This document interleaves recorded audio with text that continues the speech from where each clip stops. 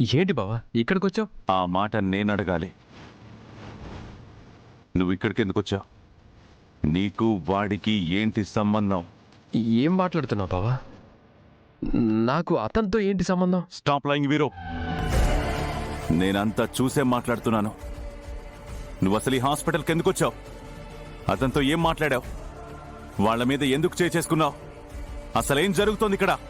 ఇదంతా చూసి నన్ను అనుమానిస్తున్నావా బావా?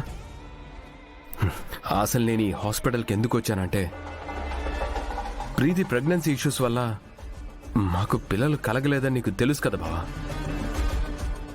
అందుకే మెడికల్ చెకప్స్ చేయించుకున్నాం. దానికి సంబంధించిన డాక్టర్తో మాట్లాడడానికి వచ్చాను. మరి వాళ్ళ దగ్గరికి ఎందుకు వెళ్ళావు? నేను డాక్టర్ క్యాబిన్ వైపు వెళ్తుంటే ఆ ఇద్దరు రాస్కెల్స్ ఇక్కడ కనిపించారు. నేను వాళ్ళని చూశాను. వాళ్ళని చూడగానే వాళ్ళు నీకు చేసిన అన్యాయం గుర్తొచ్చింది బావా. అందుకే కోపం తట్టుకోలేక 4 పీకాను. అప్పుడే ఆ కోమా పేషెంట్ నీ అపోనెంట్ అని చెప్పారు.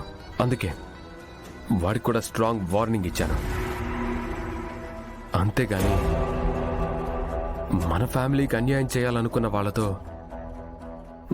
నాకేం కాంటాక్ట్స్ ఉంటాయి బావా?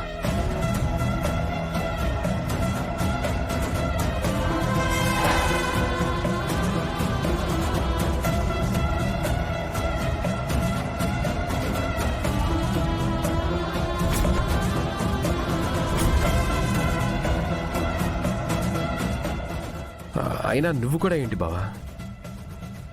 నీ మీద కేసు మాఫీ అవుతుందన్న టైంలో ఇతన్ని కొట్టి ఇంత ఇష్యూ చేయడం అవసరం? అసలు స్పృహలో లేని అతన్ని నువ్వేం చేస్తావు? నా టార్గెట్ వీడు కాదు వీరు.